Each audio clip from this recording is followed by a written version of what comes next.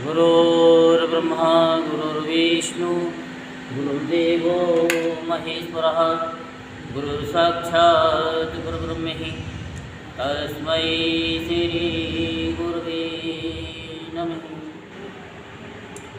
ॐ गजाननं भूतगणातिसेवितं कपितजम्बुफलचारुभक्षणं उमासुतं शोकविनाशकारकं नमामि विघ्नेश्वरपादपङ्कजं। सच्चिदानन्दरूपाय विश्वोत्पत्त्यादिहेतवे तापत्रये विनाशाय श्रीकृष्णाय वयं नमः। जय जय श्री राधेश्याम, जय जय श्री राधेश्याम, जय जय श्री राधेश्याम। आज हम आपको श्रीमद् भागवत महापुराण के चौथे स्कंद का 23वां अध्याय सुनाएंगे। तो आप सभी ध्यानपूर्वक सुनेंगे।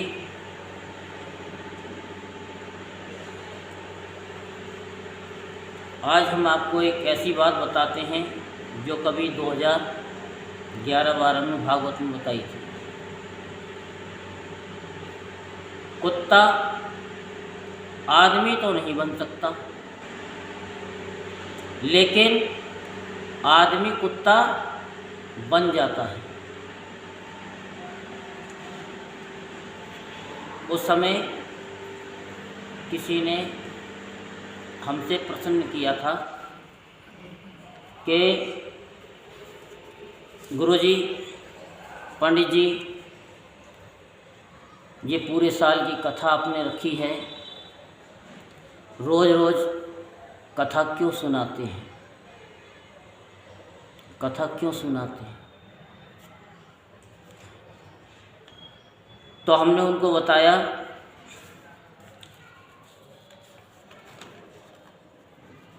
और बताने से पहले उन्होंने कुछ और भी कहा था कि ये पशु पक्षी, कुत्ते, बिल्ली, गाय, भैंस, जानवरों को कथा क्यों नहीं सुनाई जाती। तो हमने उनको बताया कि जानवर समझदार होता है,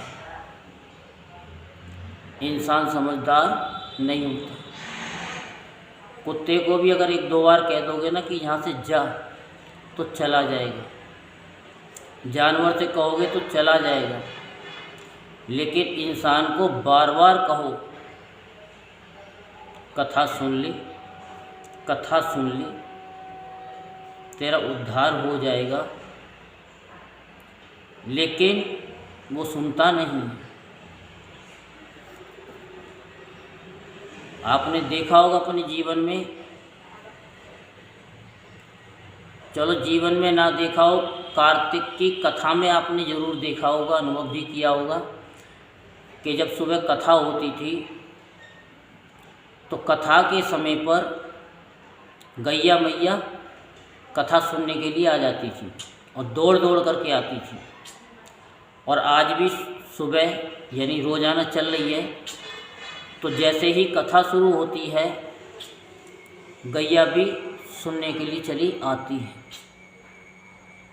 वो इतनी समझदार है कि श्रीमद् भागवत की कथा चल रही है और गैया दौड़ी हुई चली आ रही है,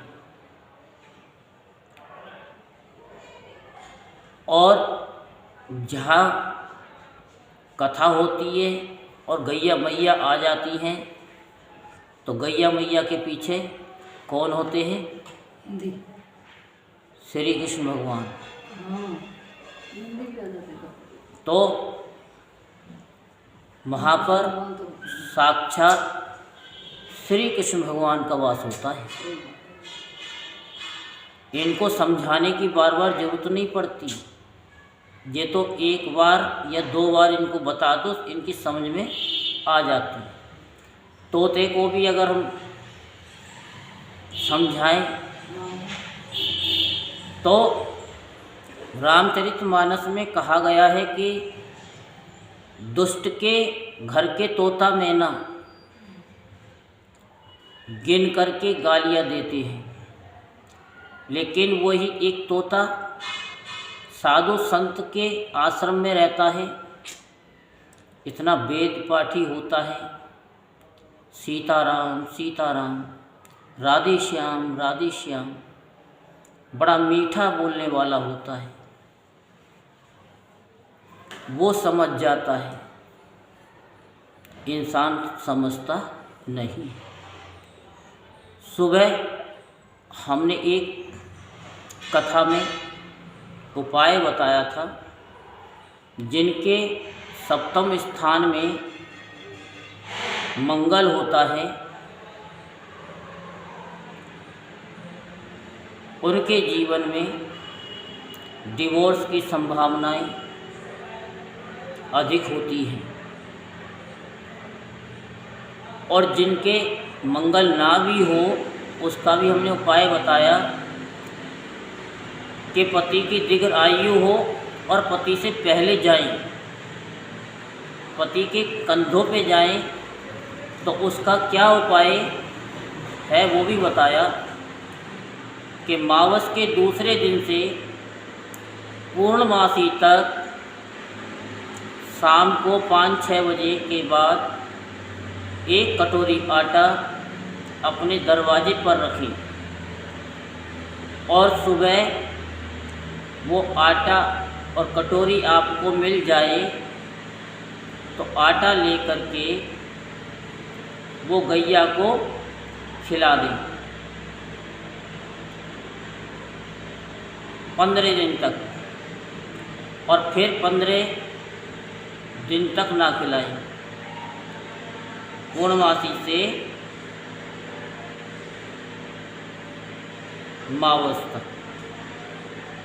और फिर मावस के बाद फिर खिलाना शुरू कर दें पूर्णमासी तक, और फिर 15 दिन बंद कर दें, तो उनके पति की आयु लंबी होती है। ये अनायास ही उपाय बता दिया। पता नहीं भगवान जाने किसका भाव था, ये उपाय तो हम किसी को नहीं बताते हैं, लेकिन कम बताते हैं।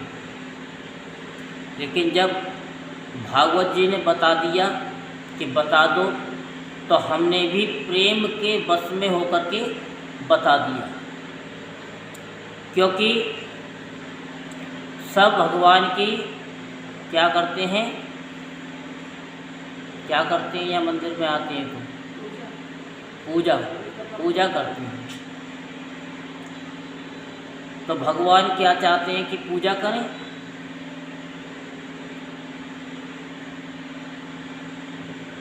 भगवान ये नहीं चाहते कि उनकी पूजा करें। ये तो वो हिसाब हो गया, आप माला लेके आए, चंदन लेके आए, धूप बत्ती लेके आए, जोत लेके आए, भगवान की पूजा कर दी। और जयराम जी, भगवान को तो कुछ और ही पसंद है। भगवान क्या चाहते हैं?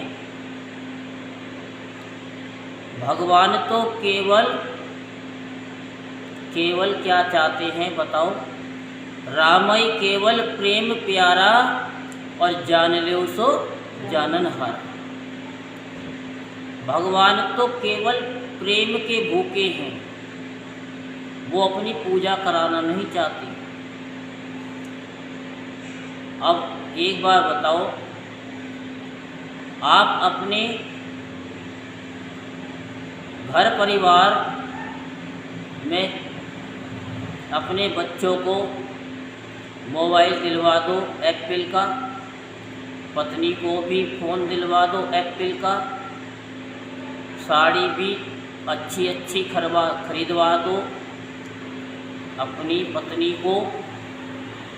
लेकिन अगर वो प्रेम किसी पड़ोसन से करे तो कैसा लगेगा? कैसा लगेगा? बुरा लगेगा ना।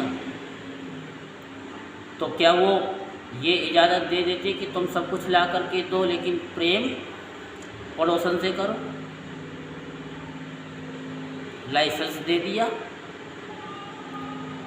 नहीं ना। तो वो भी एक केवल प्रेम चाहती हैं कि चाहे पति कुछ कमा के दे या ना दे, लेकिन प्रेम हमसे ही करे।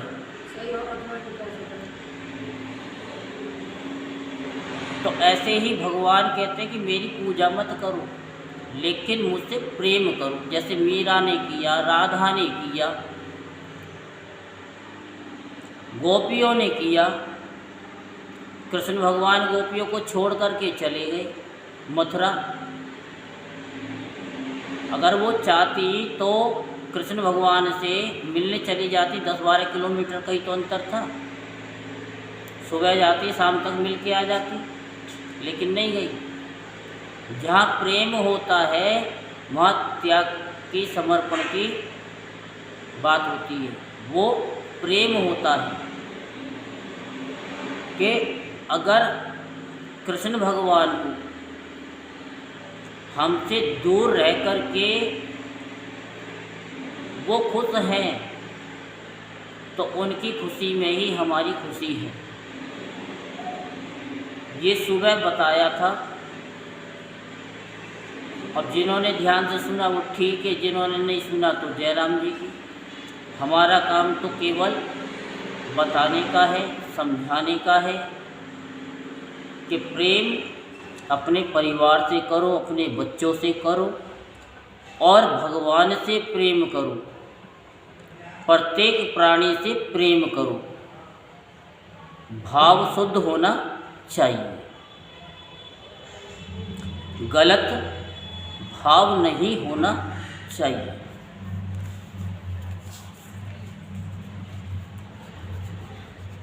वक्त पर हाथ छोड़ने वाला और हाथ पकड़ने वाला दोनों जिंदगी भर याद रहते हैं।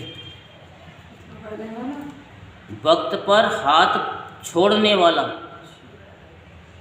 जब बुरा वक्त आता है तो लोग हाथ छोड़ देते हैं, लेकिन कुछ लोग बुरे वक्त में हाथ पकड़ लेते हैं, तो दोनों जिंदगी भर याद रहते हैं। वक्त तो सबके पास आता है। हर चीज़ रिस्क में, हर उस चीज़ में रिस्क लो जो तुम्हारे सपने सच करने में मदद करे। जिंदगी में इतना खुश रहो, जिंदगी में इतना खुश रहो, गम भी कहे आई एम सॉरी, मैं गलती से आ गया। खुद पर विश्वास रखो, रास्ते अपने आप मिल जाएंगे। बुराइयां भी हैं मुझ में और अच्छाइयां भी हैं मुझ में। ढूंढने वाले तुम सोचो तुझे क्या देखना है मुझ में।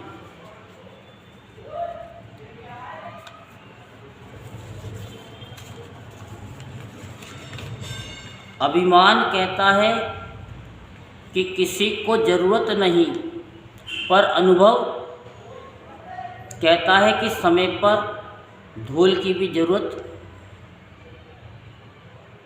पड़ेगी। याद रखना, चलना तो माँ बाप सिखा देते हैं, लेकिन संभलना खुद को ही पड़ता है। परमात्मा कभी भाग्य नहीं लिखता। जीवन के हर कदम पर हमारी सोच, हमारे व्यवहार एवं हमारे कर्म ही हमारा भाग्य लिखते हैं। राजा बनने के लिए आपका साइज नहीं, आपकी काबिलियत मायने रखती है। वक्त नूर को बेनूर बना देता है और वक्त फ़कीर को हुजूर बना देता है। और वक्त की कदर कर ए बंदे, वक्त कोले को भी कोई नूर बना देता है। समय समय का खेल है छोटे, जिसका आ गया वो छा गया। समय समय का खेल है छोटे, जिसका समय आ गया वो छा गया। तो ये कुछ हमने विचार रखे। अब हम आपको श्रीमद् भागवत की कथा को सुनाते हैं। राजा पृथु की तपस्या और परलोक गमन। श्री मैत्री जी कहते हैं, इस प्रकार महामनस्वी प्रजापति पृथु के स्वयं में अन्न आदि तथा पूर्वग्रामादि सर की व्यवस्था करके स्थावर जंगम सभी की आजीविका का सुविधा कर दिया तथा साधु जनोचित धर्मों का भी खूब पालन किया।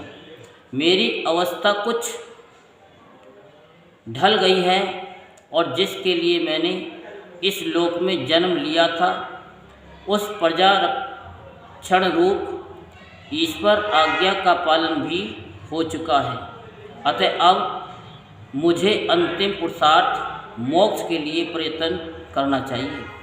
ये सोचकर उन्होंने अपने विरह में रोती हुई अपनी पुत्री रूपा पृथ्वी का भार पुत्रों को सौंप दिया और सारी प्रजा को विलपति छोड़कर वे अपनी पत्नी सहित अकेले ही तपोवन को चल दिए।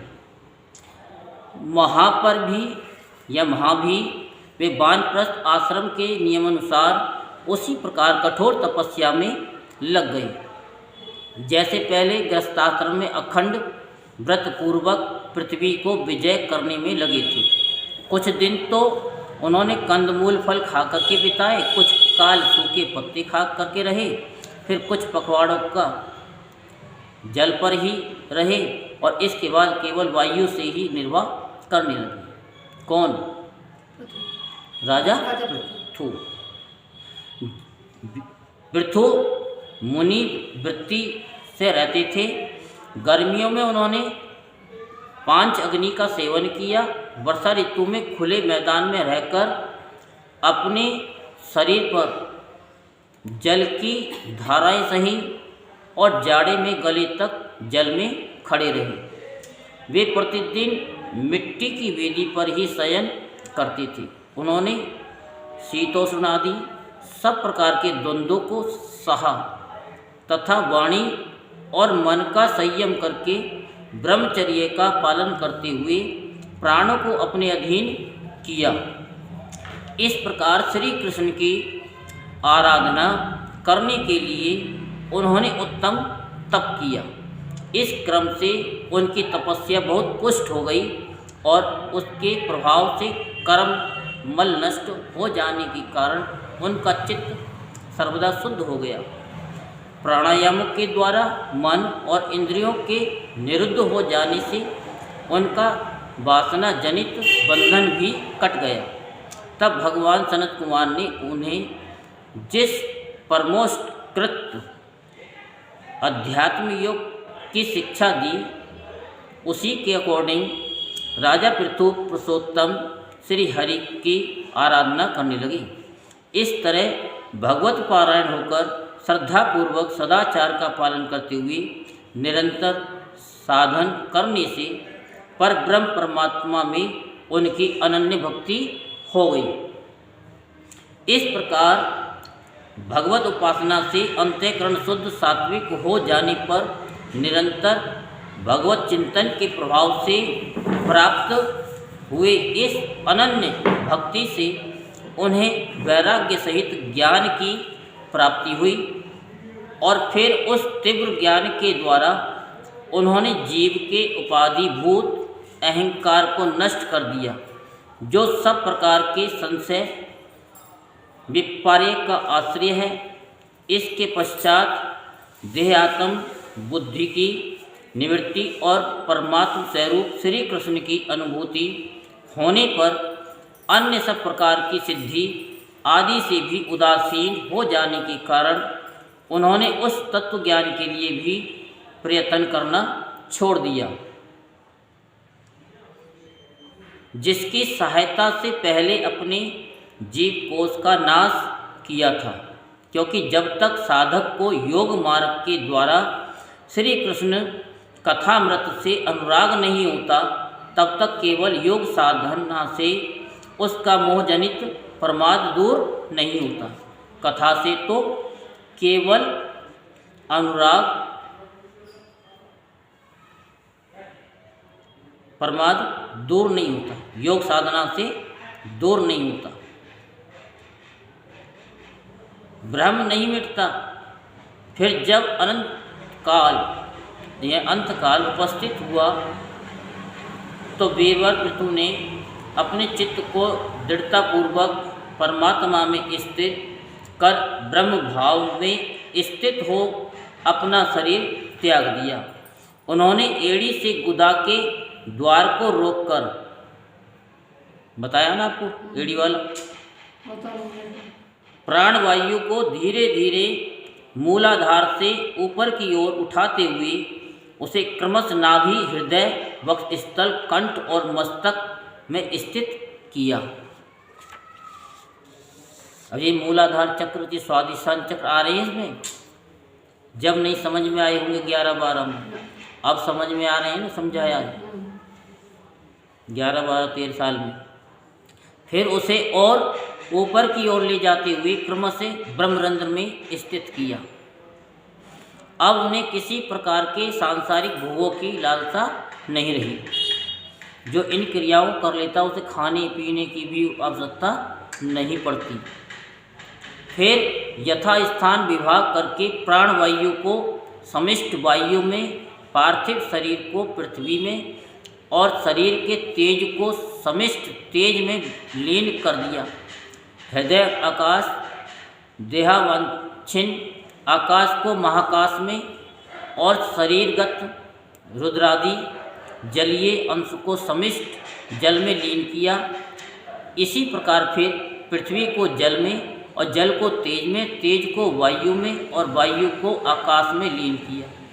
तदंतर मन को सविकल्प ज्ञान में जिनके अधीन वह रहता है, उन इंद्रियों में, इंद्रियों को उनके कारण रूप तन्मात्राओं में और सूक्ष्म भूतों तन्मात्राओं के कारण अहंकार के द्वारा आकाश इंद्रिय और तन्मात्राओं को उसी अहंकार में लीन कर अहंकार को महतत्व में लीन किया। फिर संपूर्ण गुणों की अभिव्यक्ति करने वाले उस महतत्व को मायोपाधिक जीव में स्थित किया। तदंतर उस माया रूप जीव की उपाधियों को भी उन्होंने ज्ञान और वैराग्य के प्रभाव से अपने शुद्ध ब्रह्म स्वरूप में स्थित होकर के त्याग दिया। तो महाराज पृथु की पत्नी महारानी अर्ची भी उनके साथ वन को गई थी। वे बड़ी सुकुमारी थी, पैरों से भूमि का स्पर्श करने योग्य भी नहीं थी। फिर भी उन्होंने अपने स्वामी के व्रत और नियम आदि का पालन करते हुए उनकी खूब सेवा की और मुनि वृत्तियों के अनुसार कंदमूल आदि से निर्वाह किया। इससे यद्यपि वे बहुत दुर्बल हो गई थी तो भी प्रियतम के कर स्पर्श से सम्मानित होकर उसी में आनंद मानने के कारण उन्हें किसी प्रकार कष्ट नहीं होता था। अब पृथ्वी के स्वामी और अपने प्रियतम महाराज पृथु की देह को जीवन के चेतना आदि सभी धर्मों में रहित देख उस सती ने कुछ देर विलाप किया। फिर पर्वत के ऊपर चिता बनाकर उसे उस चिता पर रख दिया। इसके बाद उस समय के सारे कृत्य कर नदी के जल में स्नान किया। अपने परम पराक्रमी पति को जलांजलि दे आकाश स्थित देवताओं की वंदना की तथा 3 बार चिता की परिक्रमा कर पतिदेव के चरणों का ध्यान करती हुई अग्नि में प्रवेश कर गई। परम साध्वी अर्ची को इस प्रकार अपने पति वीरवर पृथु का अनुगमन करते देख सहस्त्रों वरदायिनी देवियों ने अपने अपने पतियों के साथ उनकी प्रेयर की। वहाँ देवताओं के बाजे बजने लगे।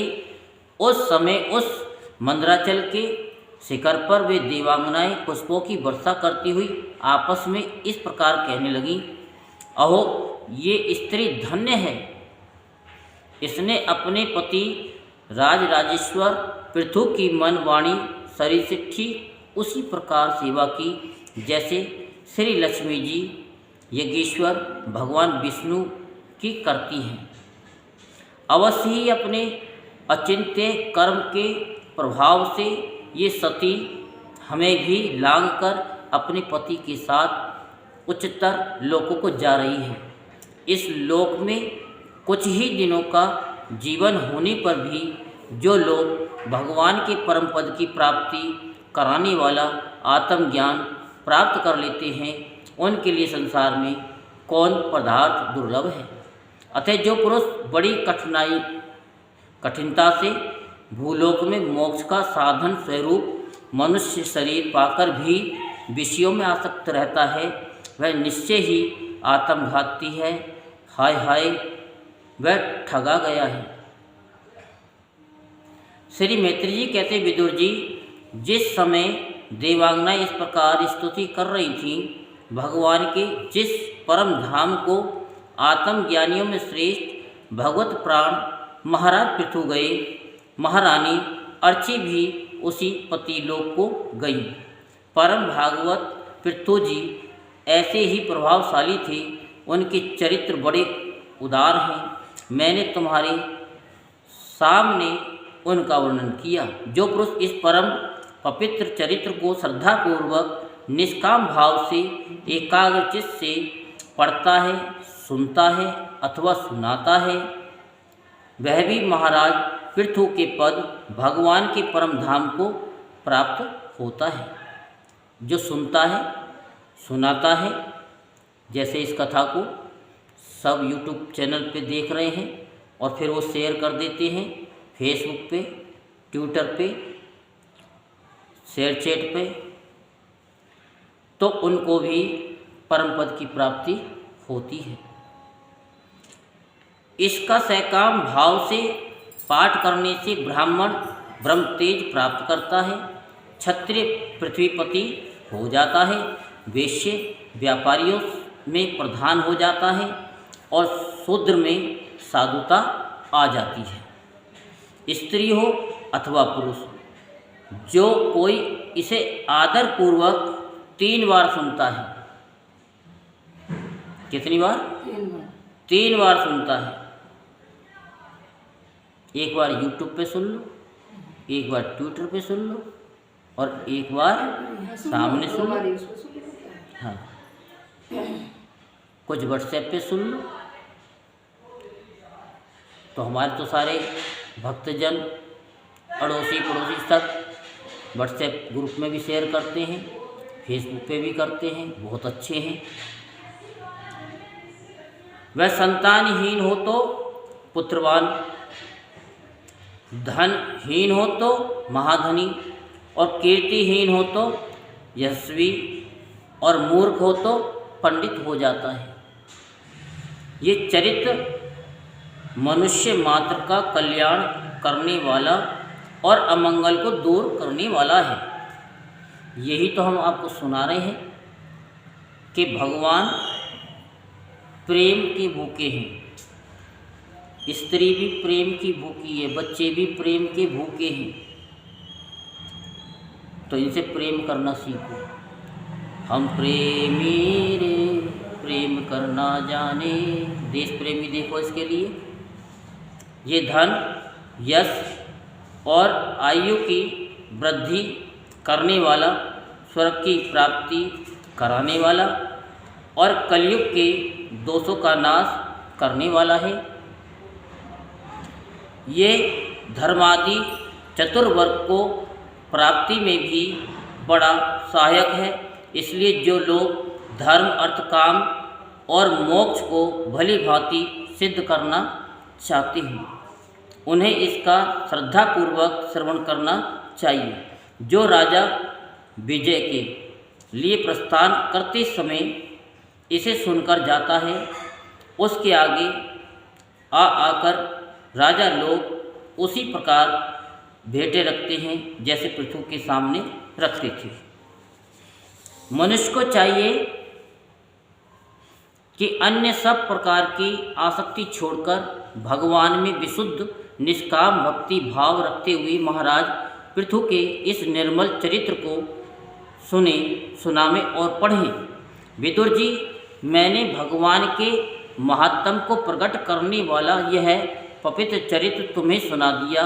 इसमें प्रेम करने वाला पुरुष महाराज पृथु की सी गति पाता है। जो पुरुष इस पृथु चरित्र का प्रतिदिन आदर पूर्वक निष्काम भाव से श्रवण और कीर्तन करता है, उसका जिनके चरण संसार सागर को पार करने के लिए नौका के समान है, उन श्री हरि में सुदृढ़ अनुराग हो जाता है।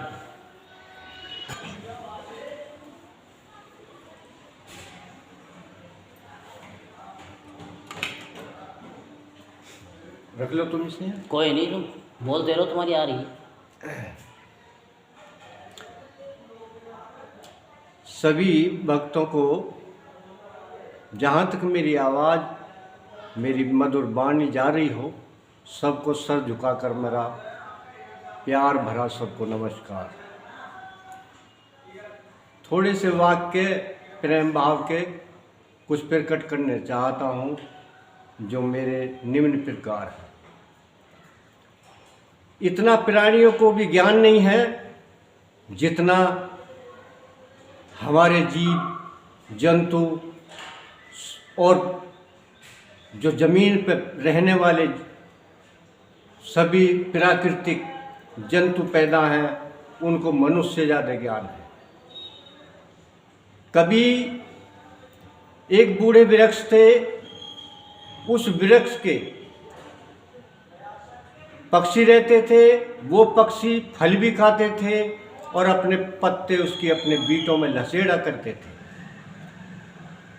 किसी अन्य व्यक्ति ने उसके नीचे एक बटिया, जिसको बटिया कह देते हैं, उसके नीचे एक बाट रास्ता था, जा रहे थे, उस वृक्ष में आग लगा दी।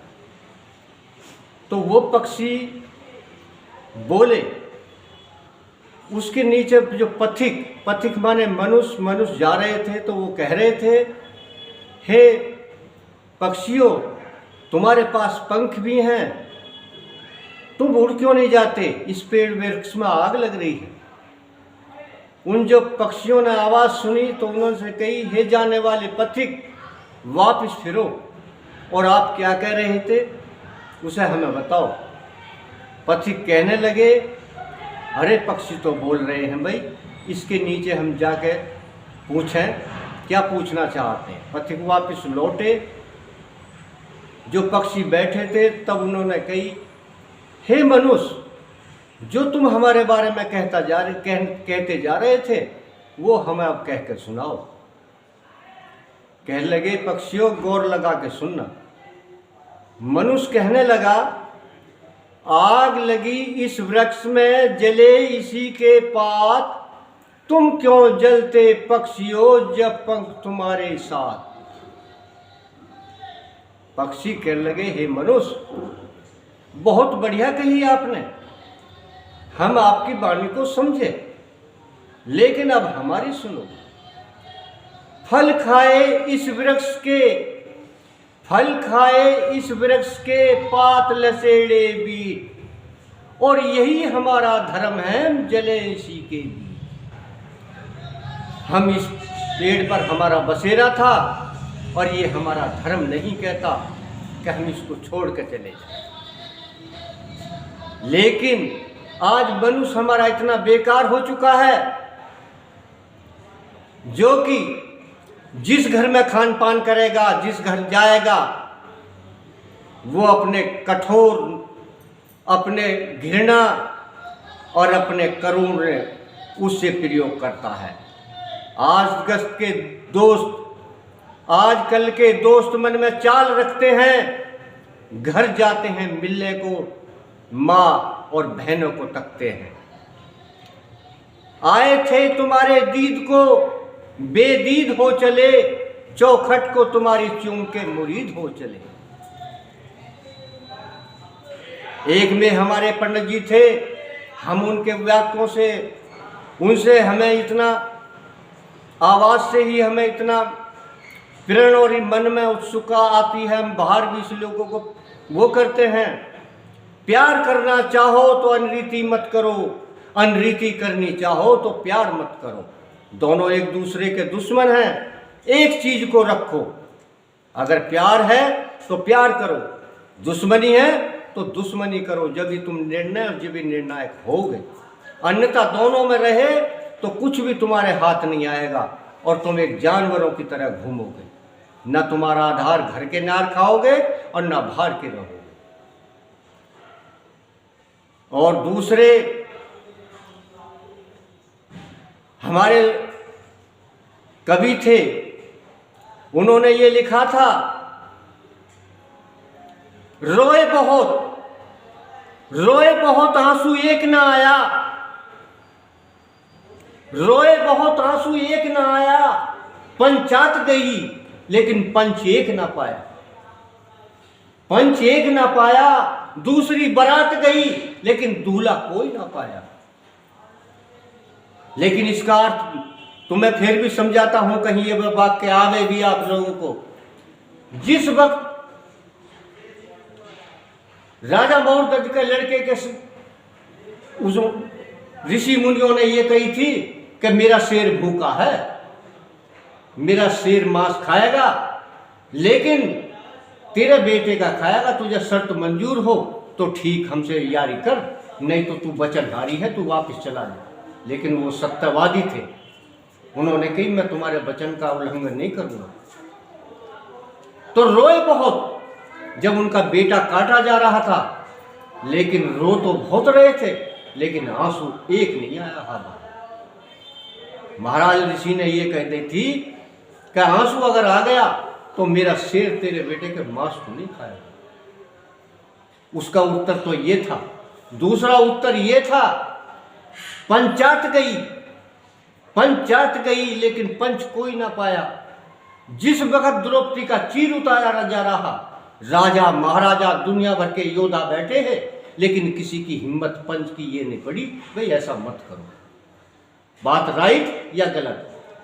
तीसरा वाक्य ये था, बारात गई लेकिन दूल्हा कोई नहीं पाया। जब सीता का स्वयंवर रचा जा रहा, सब बाराती थे और पास के राजा, ब्याहला कोई भी नहीं था। ब्याहला तो जब बनता जब वो धनुष तोड़ता, उससे पहले कोई भी ब्याहला नहीं था। तो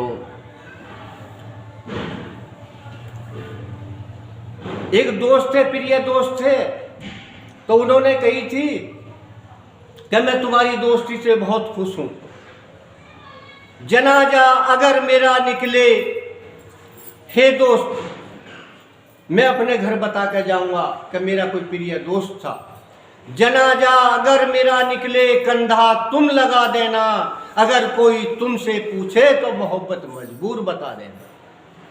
हे दोस्त, जिस दिन मेरा जनाजा निकले, मैं तुम्हारी दोस्ती से, तुम्हारे वाक्यों से, तुम्हारे प्यार प्रेम से इतना खुश हूं, जिस दिन मेरा अंतिम हो उस दिन तुम मेरी अर्थी से कंधा जरूर लगा देना। और मैं अपने घर ये बता के जाऊंगा कि ये व्यक्ति वो हा जिससे मेरा प्यार मोहब्बत था, जो मेरे सही रास्ते को दिखाने वाला था, सही उद्देश्य से समझाने वाला था। इसी के साथ मैं अपनी वाणी विराम देता हूँ, और समय आएगा तो और भी बता दूँगा, और भी सुना दूँगा। ठीक, नमस्कार। सभी सज्जनों को, सभी प्रेमी बंधुओं को अपना प्रैक्टिकल बता रहा हूँ। हमारे पंडित जी सुभाष जी गौतम, बार बार मैं उनसे मिलता रहा, बार बार उनके पास आता जाता रहा, अपने मन की बात उन्हें बताता रहा, उनकी बात मैं सुनता रहा, और जैसा भी खुशी अवसर मौके पे हमारे मंदिर में प्रोग्राम होते रहे, उनको मैं सुनता रहा। उसके सुनने के बाद अच्छे के पास बैठोगे तो अच्छा मिलेगा, फल वाले बेचने के पास वाले के बैठोगे फल नहीं मिलेगा तो खुशबू तो मिलेगी। ऐसा ही मैंने विचारों से सोचा तो मुझे पंडित जी के पास से खुशबू मिली और मुझे पुलिस की नौकरी मिली जो शास्त्रकार है, और उसकी सेवा में आज भी सेवा कर रहा हूँ। हरीश कुमार मेरा नाम है और मेरी पत्नी का प्रेमलता है। L4/196 मेरा मकान नंबर है और बुलंदशहर जहांगीराबाद में मैं तैनात हूँ। सभियों से मेरा हाथ जोड़ कर निवेदन है, सब लोग गलत कुरीतियों से बचें, सही रास्ते को अपनाएं, धैर्य से काम लें और अपने घर की चुपचाप कोई समस्या है अपने से समाधान नहीं हो पाता, किसी का अच्छे आदमी का सहयोग ले लें। 12 महीने में जिसको कूड़ी गूरी बोलते हैं उसका भी न समय आता है, धीरे धीरे सब कुछ रोग और सब कुछ संकट दूर चले जाते हैं और सबका आशीर्वाद से आदमी का उज्जवल अच्छे रास्ते, अच्छी प्रगति प्राप्त होती है। तो ये हरीश जी थे, इन्होंने श्रीमद् भागवत की कथा 2011 से और 12 तक विस्तार पूर्वक सुनी, और उससे पहले उस पीरियड में क्या करते थे, मिस्त्री का काम करते थे, जो कि पुलिस से नौकरी सस्पेंड थी, और 1 साल तक प्रतिदिन आकर के अपनी हाजिरी कि गौतम जी, सुभाष जी कोई भी पंक्ति गाते थे कि हमें संभालो, हमें संभालो। और जब भागवत ने इनको क्या दिया, जिस नौकरी से सस्पेंड थे वो नौकरी इनको प्राप्त हुई। तो कहते हैं ना, सेवा समाज पे ही तो इसीलिए कहते हैं कि कथा को जिस भाव से सुनोगे और जो कार्य आपका अटका हुआ है, जैसे नाली में कूड़ा अटक जाता है तो पानी का प्रवाह नहीं हो पाता, लेकिन जब हम कथा को ध्यानपूर्वक सुनते हैं तो हमारे जीवन की कितनी बड़ी से बड़ी कठिनाई होती है तो वो भी दूर हो जाती है। तो ये कथा का प्रभाव है। कथा को सुने, बड़े ध्यानपूर्वक सुने और एक सम्मान करना सीखें कि हम कथा क्यों सुनते हैं बार बार, क्योंकि मनुष्य को बार बार सुनाते हैं फिर भी वो समझता नहीं है। यही हमने स्टार्टिंग में बताया कि पशु पक्षी जानवर होते हैं, वो 1-2 बार की बात को समझ लेते हैं, मनुष्य को बार बार याद दिलाना पड़ता है, वो भूल जाता है कि ये कथा हमको क्या देती है, पुत्र देती है, नौकरी देती है, जॉब देती है, बिजनेस मैन बना देती है। लेकिन जो इसमें हार नहीं मानता वो सक्सेसफुल हो जाता है। जैसे एलन मस्क, उसका सब कुछ लुट गया, एक बार नहीं कई बार उसके घर तक बिक गया, लेकिन उसने कहा कि मैं रॉकेट बना करके ही छोड़ूंगा। और जब सब कुछ बर्बाद हो गया तो मीडिया वालों ने पूछा कि अब क्या करोगे, तुम्हारा सब कुछ जल गया। उसने कहा कि कोई बात नहीं है, जल गया तो क्या हो गया, मैं रॉकेट बना करके ही छोड़ूंगा। आज दुनिया में नंबर 1 रिच मैन है बिल गेट्स। ज़्यादा पढ़े लिखे नहीं थे, लेकिन वो भी आज कम रिच मैन नहीं है। वॉरेन बफेट आज भी पढ़ते हैं और उन जैसा बिजनेसमैन कोई नहीं है, क्योंकि वो संतोषी परम सुखी वाले हैं, वो भी बहुत रिच मैन है। और हमारे बीच में अब राकेश झुनझुनवाला भी नहीं है, उनकी पत्नी रेखा झुनझुनवाला है, वो इतने रिच मैन हैं। तो ये कुछ ज़्यादा पढ़े लिखे नहीं थे। ज़्यादा पढ़ने लिखने से तो जॉब मिला करती है, लेकिन जो कम पढ़े लिखे होते हैं, जिनमें अहंकार नहीं होता, वो बिजनेसमैन बनते हैं और ऐसे बिजनेसमैन कि दुनिया उनको याद करती है। तो ये कथा हमको क्या सिखाती है कि ये धन भी देती है, पुत्र भी देती है, पौत्र भी देती है, जो हम नहीं सोच सकते वो भी देती है। तो ये राजा पृथु की कहानी आपको बताई, कथा सुनाई कि जो पुरुष इस चरित्र का प्रतिदिन आदरपूर्वक निष्काम भाव से श्रवण और कीर्तन करता है, उसका जिनके चरण संसार सागर को पार करने के लिए नौका के समान हैं और श्री हरि में सुदृढ़ अनुराग हो जाता है उसका, और वो फिर परम पद को पा जाता है। यहीं पर श्रीमद् भागवत महापुराण के चौथे स्कंद का 23वां अध्याय संपूर्ण होता है। बोल वृंदावन बिहारी लाल की जय। जय श्री राधे श्याम, जय जय श्री राधे श्याम, जय जय श्री राधे श्याम।